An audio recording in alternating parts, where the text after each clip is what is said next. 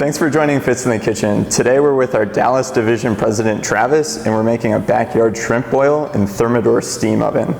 Thanks for joining us today, and thanks for letting us make a mess in your kitchen. Thank you. Appreciate having you guys. Quick shout out to my daughter Harper, my son Logan, my wife Shannon. Thanks for letting us use the house. A lot of customers come into the showroom and they're intimidated by the steam oven. Why do you think that is? One of the reasons is size. The oven cavity is smaller in a steam oven. People automatically assume I can't do everything they would like to do in a normal oven. And that's not the case. We've done a 12 to 13 pound turkey in ours. We've baked cookies, cinnamon rolls, anything you think you can do in a single oven or a double oven of any size you can do in a steam oven, despite it being a little bit smaller. Cleaning the steam oven is pretty easy. So before we get started with our shrimp, let's go ahead and give this a clean. Let's do it. So to clean a steam oven, we're going to use the water reservoir. We're going to add the descaler. We're going to put it in, turn it on steam for 10 minutes. Wipe out the inside. That's it. We're going to let that dissolve for about 5 minutes. So we're going to turn it to steam. No other knob is needed because steam is only 212 degrees. And we're going to give it a 10-minute run.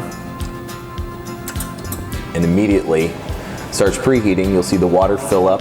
It's pulling from the reservoir with the descaler in it. And in 10 minutes, we'll be able to wipe out the oven. So now that we're done, open her up. The descaler will break down the buildup and leave you with a clean oven cavity. Now that our steam oven's clean, let's hop into the shrimp boil. So you have a little secret to get the shrimpy taste out of the shrimp. Well, yeah, we're not lucky enough to be able to go down to the Gulf and grab some and drive them back to Dallas. So the frozen, deveined with peel on, soak them in a couple of quarts of water with maybe a quarter cup of sugar, quarter cup of salt for about 30 minutes. Leave them in the fridge as they defrost. Take that shrimpy taste out. So they're all ready to go. So we got a pound of red potatoes. We're gonna put them in our perforated pan. And then generously season them with Old Bay seasoning. One of the little tricks you can do here is use a little Pam, just to give it a little dusting to help the Old Bay adhere. Now let's head back to our steam oven. Quick introduction to the rack spacing. 1, 2, 3, 4, 5. We'll bring it up to 2 just for ease of use, with a glorious bottle of Sierra Nevada Pale Ale. The leftover Old Bay seasoning is in the bottom of the pan to help with that flavor. Drop this on top. We're gonna steam it for 8 minutes. Turn it on to steam. Enter up to 8. And remember to hit enter again or it's not doing anything. It's gonna preheat. We're off to the races. Once the potatoes are done, we'll open up our steam oven and just let the steam kind of escape for a second. And then we'll grab the tray out. And then just continue to layer. So now we have our sausage. Throw that on. Put some more Old Bay seasoning. And we'll pop it back in the oven for 4 minutes.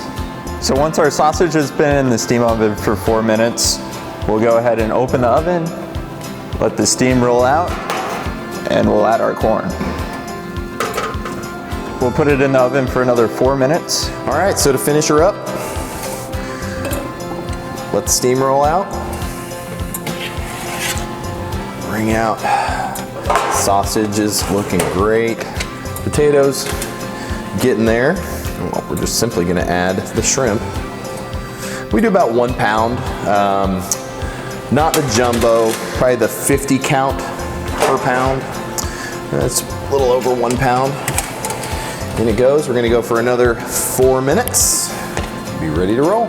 So the last part of the backyard shrimp boil is to bring it to the backyard. Right, Dakota? Thanks for checking out this episode of Fitz in the Kitchen. Be sure to stay tuned for my next recipe.